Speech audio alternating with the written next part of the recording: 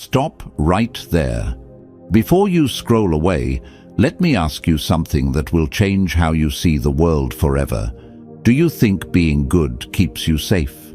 Do you believe that kindness protects you, that generosity builds loyalty, that honesty earns respect? If you answered yes to any of these questions, you're about to discover the most dangerous lie society has ever told you. The biggest mistake people make is believing that being good means being safe. But here's the brutal truth. Goodness is like fire. It burns through everything you've built. Your relationships, your career, your dreams, everything. Niccolo Machiavelli. Yes, Niccolo Machiavelli figured this out. He watched good leaders fall. He saw kind rulers destroyed. He witnessed generous people betrayed by the very ones they helped. And he wrote it all down. Today, I'm going to share his hidden truth with you, the shocking cost of goodness that nobody talks about. In the next few minutes, you're going to learn why your goodness is actually making you weak, why people don't respect your kindness, they exploit it, and most importantly, how to transform goodness from your greatest weakness into your most powerful weapon. But first, let me be clear about something. I'm not telling you to become evil. I'm not asking you to hurt people. What I'm showing you is how to be good strategically, not blindly. Because the reality is, in a world full of wolves, being a sheep gets you eaten alive. Now, I want you to drop this affirmation in the comments. I choose strategic goodness. From today, everything changes. You will no longer use goodness blindly. You will use it strategically. In this video, we'll uncover why goodness doesn't always protect you. In fact, it often destroys you. And we'll see exactly how to transform it into a source of real power. Let's start with the first shocking truth. Number 1, goodness as exposure. Think about the kindest person you know. Now think about this. Are they truly respected? Or are they the person everyone calls when they need something?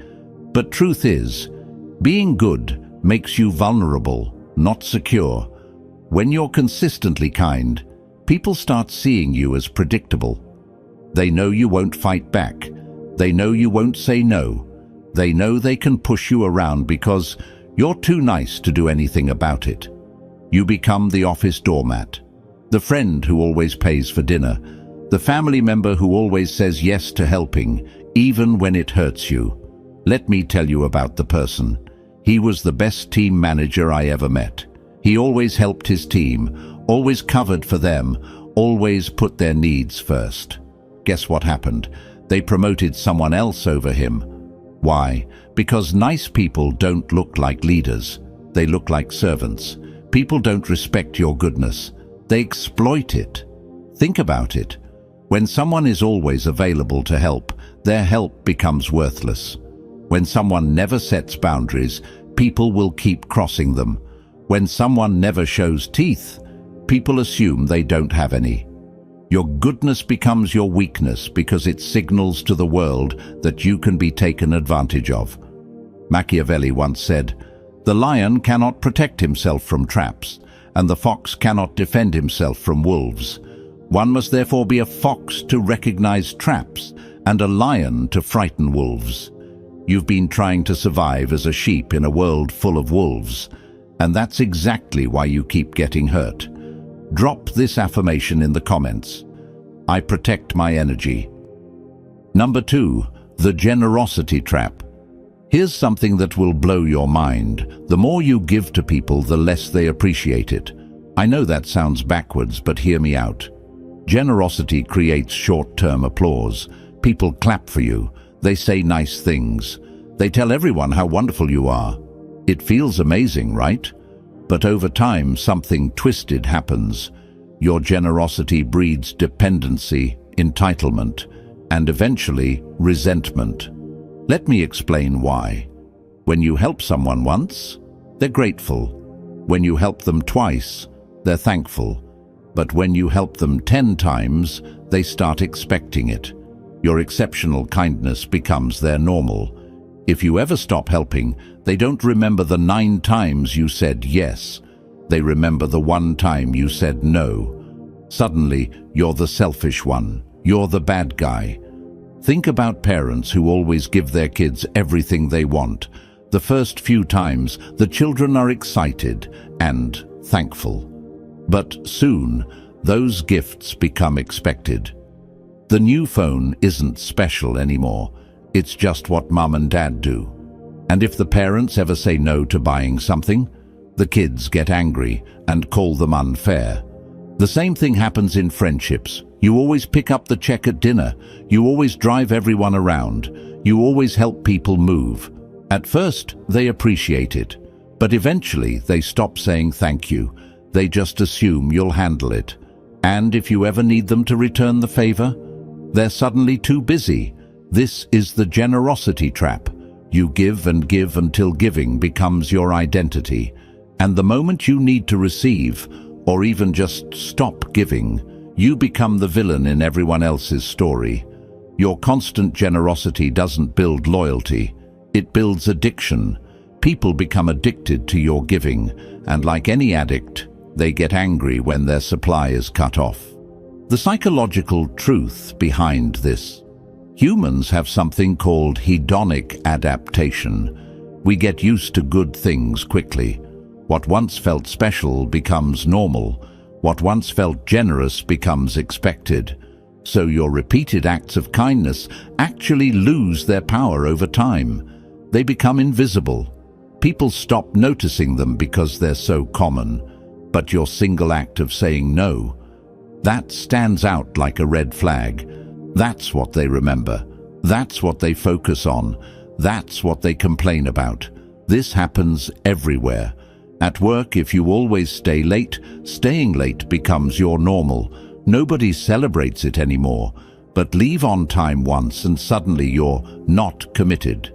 In relationships, if you always compromise, compromise becomes expected. But stand your ground once, and you're being difficult.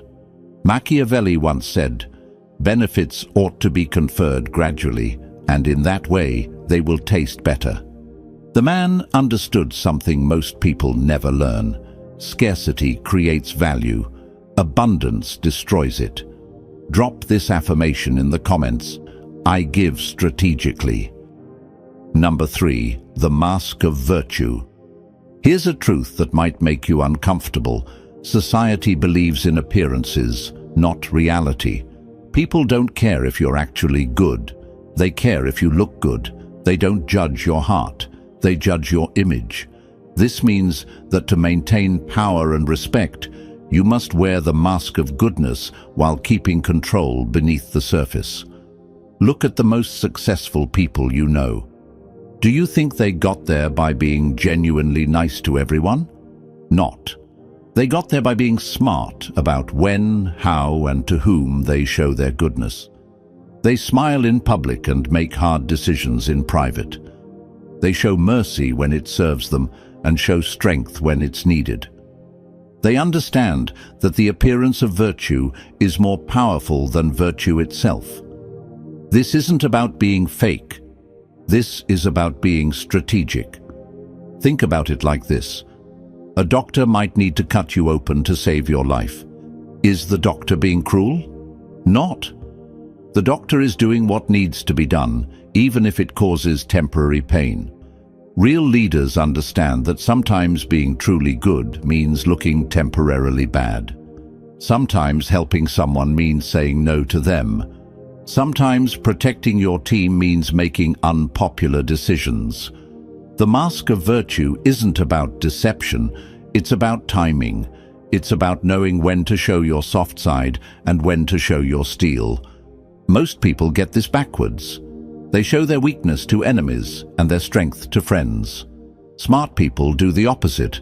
Machiavelli once said, "Everyone sees what you appear to be. Few experience what you really are." He understood that perception shapes reality. If people perceive you as weak, you become weak. If they perceive you as strong, you become strong. I want you to drop this affirmation in the comments. I control my image. Number 4, the economics of power. Every single thing you do has a cost. Every favor you grant, every time you say yes when you want to say no, every moment you spend helping others instead of building yourself. Most good people never think about this. They give and give until they have nothing left. Then they wonder why they feel exhausted, resentful, and taken advantage of. Here's what you need to understand. Your time, energy, and resources are finite. When you spend them on others, you have less for yourself. This isn't selfish to acknowledge, it's mathematical. Unlimited kindness drains your strength, and when you're drained, you can't help anyone, including yourself. Think about airplane safety instructions. They tell you to put your oxygen mask on first, then help others. Why? Because if you pass out trying to help someone else first, now 2 people need rescuing instead of 1. Life works the same way. If you exhaust yourself helping others, you become someone who needs help. Now you're a burden instead of an asset. Smart people understand that to survive and thrive, resources and energy must be guarded carefully. This doesn't make you mean. It makes you sustainable. I learned this lesson the hard way. For years I said yes to everyone, every request, every favor, every quick question that turned into hours of work. I thought I was being good. But you know what happened? I started resenting people. I felt angry and bitter. My own projects suffered. My own dreams got delayed. And ironically, I became less able to help the people who truly needed it. That's when I realized something crucial. Saying yes to everyone means saying no to yourself. And when you abandon yourself, you eventually abandon everyone else too. The most generous people in history weren't the ones who said yes to everything. They were the ones who said no to most things, so they could say yes to the right things in a big way. Machiavelli once said, "He who wishes to be obeyed must know how to command." You cannot command others if you cannot command your own time, energy, and resources. You cannot lead others if you cannot lead yourself. Now, I want you to drop this affirmation in the comments. I protect my resources. Number 5, strategic use of virtue. I'm not telling you to become heartless. I'm not saying mercy, honesty, and generosity should be thrown away. What I'm saying is this: these virtues must be used like weapons, precisely at the right time, for maximum effect.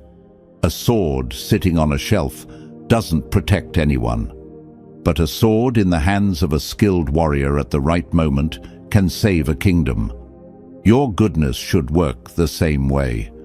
When you help someone, it should be intentional. When you show mercy, it should be strategic. When you're generous, it should create the outcome you want. Let me give you an example. Instead of helping everyone a little bit, help the right people a lot. Instead of being nice to everyone, be exceptionally kind to those who matter. Instead of saying yes to everything, say yes powerfully to the things that align with your goals. This approach does 3 things.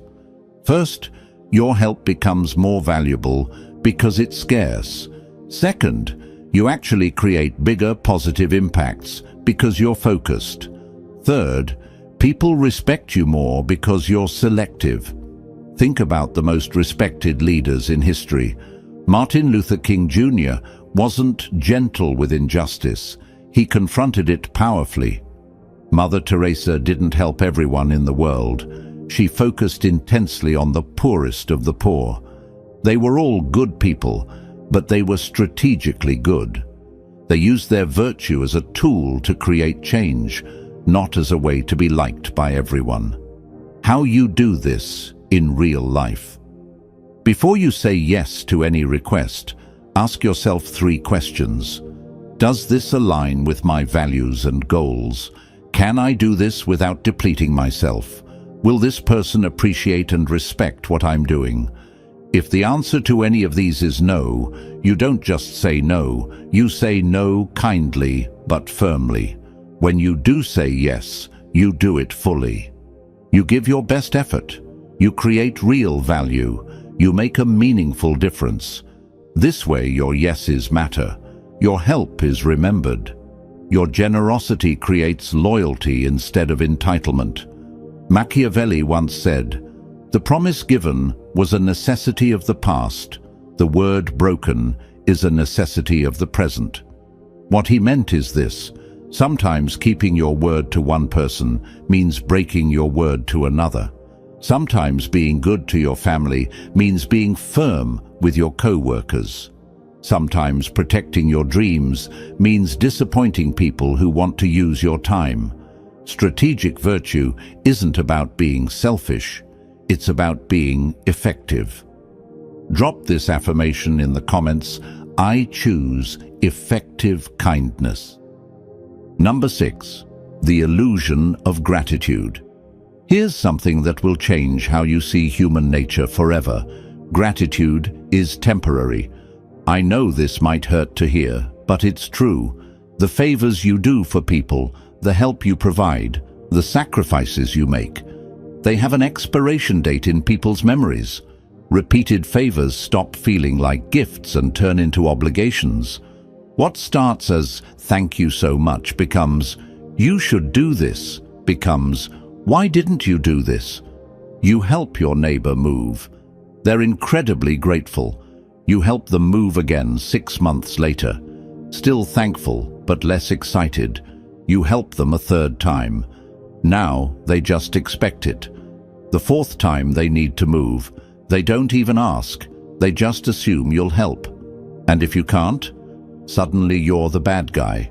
This is human psychology. We adapt to good treatment. We take it for granted. We start seeing exceptional kindness as normal treatment. In the end, people remember the advantage they got from you, not the kindness you showed them. This pattern repeats everywhere. In relationships, workplaces, friendships, and families, the person who always says yes becomes the person everyone expects to say yes. The reliable helper becomes the automatic choice for every problem. And when that person finally sets a boundary or says no, they're treated as if they've betrayed everyone's trust. The more consistently kind you are, the less your kindness is valued. The more available you make yourself, the less special your availability becomes. The more you give without asking for anything in return, the more people assume your giving comes without cost to you. This is the illusion of gratitude. We think that doing more good things will make people more grateful, but actually, it makes them less grateful because they expect more good things. The people who appreciate you most are often the people you help least frequently. The people who take you for granted are usually the people you help most often. This doesn't mean people are evil. It means people are human. And humans naturally adjust their expectations based on their experiences. Understanding this psychological reality doesn't mean you should stop being kind or helpful. It means you should be strategic about it. Set boundaries. Make your help conditional sometimes. Let people experience what it's like when you're not there to solve their problems. Machiavelli once said, "Men judge generally more by the eye than by the hand, for everyone can see and few can feel." People see what you're doing now more clearly than they remember what you did before. Your past kindness becomes invisible. Your current actions are what they judge you by. Drop this affirmation in the comments. I create lasting impact.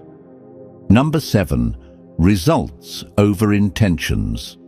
The world judges outcomes, not motives. You might have the purest heart in the world. Your intentions might be golden. But if your actions don't create the results you want, none of that matters. History doesn't remember people who meant well. It remembers people who got things done. Let me ask you something. Would you rather be remembered as someone who was really nice but didn't accomplish much? Or someone who might have seemed tough but actually made the world better? Most people choose the first option because it feels safer. But here's what they don't realize. Being remembered as just nice means being forgotten entirely. You see, there's a brutal but undeniable truth. Sometimes being truly good means doing things that don't look good in the moment. Surface-level kindness often creates temporary comfort, while tough decisions create lasting impact. A parent who disciplines their child isn't being mean. They're being good by teaching the child important lessons. A teacher who gives tough grades isn't being cruel. They're preparing students for the real world. A boss who sets high standards isn't being unreasonable. They're helping their team grow stronger. Real goodness is about results, not appearances. It's about creating positive outcomes, not just positive feelings. This is where most good people go wrong. They focus on being liked instead of being effective. They choose comfort over growth. They pick temporary peace over lasting positive change. But here's the truth. If you're not getting the results you want from your goodness, you're not being good enough. You're being nice, which is different. Nice people avoid conflict. Good people resolve conflict. Nice people tell people what they want to hear. Good people tell people what they need to hear. Nice people maintain the status quo. Good people create positive change. The world is full of nice people who accomplish nothing. What the world needs more of is good people who get results. Machiavelli once said, "The end justifies the means." Now, this doesn't mean you should do evil things to achieve good outcomes. What it really means is that your good intentions don't matter if they don't create good results. People don't live inside your heart. They live with the consequences of your actions. So remember this. Real goodness requires courage. It requires you to prioritize outcomes over appearances. It requires you to stop asking, "Will they like me?" and start asking, "Will this actually make things better?" At the end of the day, people won't remember your intentions. They'll remember what you built, what you changed, and what you left behind. Drop this affirmation in the comments. I focus on outcomes. Number 8. Legacy and survival. Let's talk about what really matters, how you'll be remembered and what you'll leave behind. History doesn't honor the merely good. It honors those who survived, endured, and turned their outcomes into greatness. Think about this for a moment. Can you name 5 nice people from history? Probably not. But you can probably name 5 people who created lasting change, even if they weren't always pleasant to deal with. Steve Jobs wasn't known for being nice. He was demanding, perfectionist, and often difficult. But he created products that changed how billions of people live. I'm not saying you should be mean to people. What I'm saying is that being remembered for making a difference is better than being forgotten for being agreeable. Here's what most people don't understand about legacy. You can't leave a positive mark on the world if you don't survive long enough to make one. And survival, in business, in relationships, in life, requires more than just being good. It requires being smart, strategic, and sometimes tough. The kindest people in the world can't help anyone if they get crushed by those who take advantage of them. The most generous people can't give anything if they give everything away too early. The most honest people can't speak truth if they get silenced by those who prefer lies. You have to survive first. Then you can thrive. Then you can create the legacy you want. This means protecting yourself so you can protect others, building yourself up so you can lift others up, getting strong so you can help the weak. It's not selfish, it's strategic. It's not cruel, it's careful. It's not about abandoning goodness, it's about preserving it so it can actually make a difference. Look at the people who create lasting positive change in the world. They're not pushovers. They're not people pleasers. They're not afraid to say no, set boundaries, and make hard decisions. They understand that being good isn't about being weak. It's about being powerful enough to choose goodness when it matters most. Machiavelli once said, "It is better to be feared than loved if you cannot be both."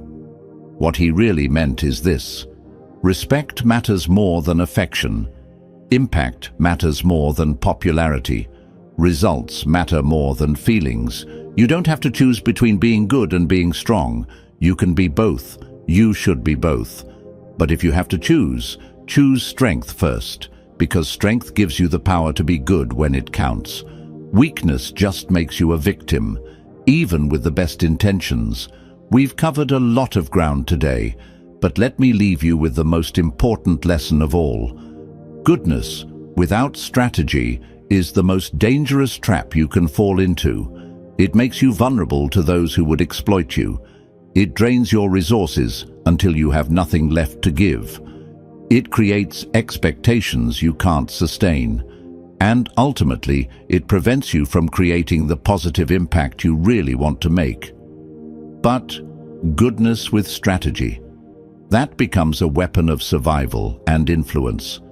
It becomes a tool for creating real change. It becomes the foundation for a life and legacy that actually matters. You now know the shocking cost of blind goodness. You understand why generosity can trap you, why gratitude fades, and why good intentions without good results are worthless. More importantly, you know how to transform your goodness from a weakness into a strength. How to be kind strategically, how to help effectively, how to create outcomes that matter.